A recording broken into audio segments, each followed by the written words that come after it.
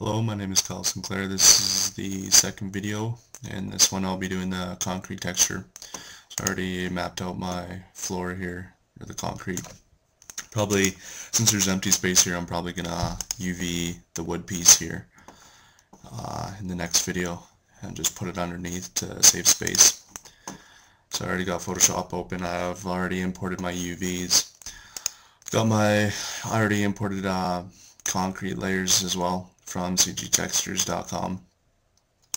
So I put in two bases here, and I just want to make a base layer for the concrete, and then I'm gonna add some grime and cracks and whatnot. I've already named my layers.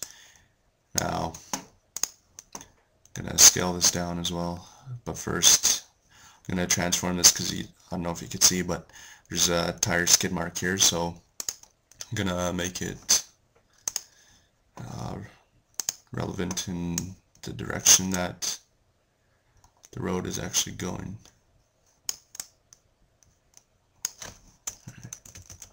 Just gonna merge these and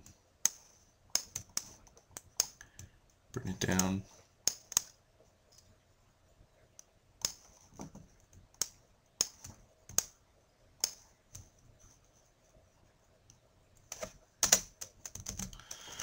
Duplicate my layer because as you can see, it kind of runs off on right on the corners here.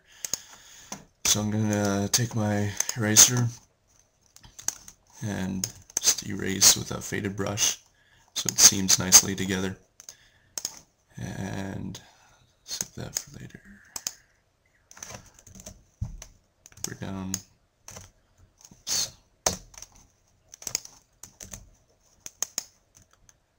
Start adding grime layers, see how they turn out.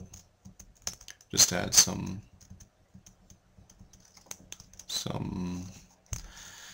to the texture so it's not just plain concrete or asphalt.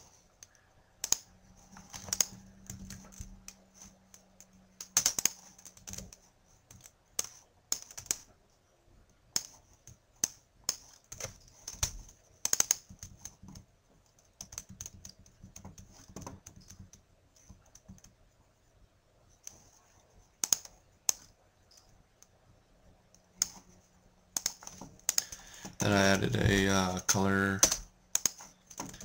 concrete texture here. Just add color, obviously. Just gonna play with the blending options some more and see if I can get something that looks pretty realistic here.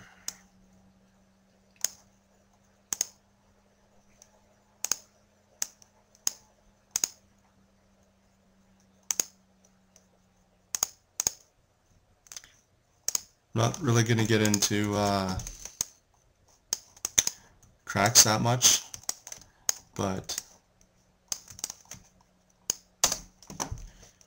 they do help bring the texture a lot more to life. And I'm going to try and keep it relatively small, and there's a lot of editing that could go into cracks and whatnot, but it takes up a lot of time, so I'm not going to get into damaging my whole piece right here, whole piece of concrete. Just going to bring this in some, maybe erase around the edges.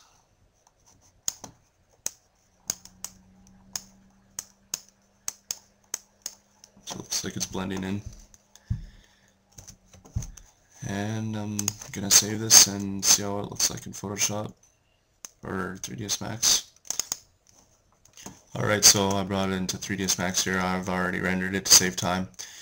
One thing you want to keep in mind is be careful with your brightness and contrast. You don't want to bring the contrast up too much so it looks like the pieces of the asphalt are sticking out too high, and along with the brightness to make it more dark, realistic.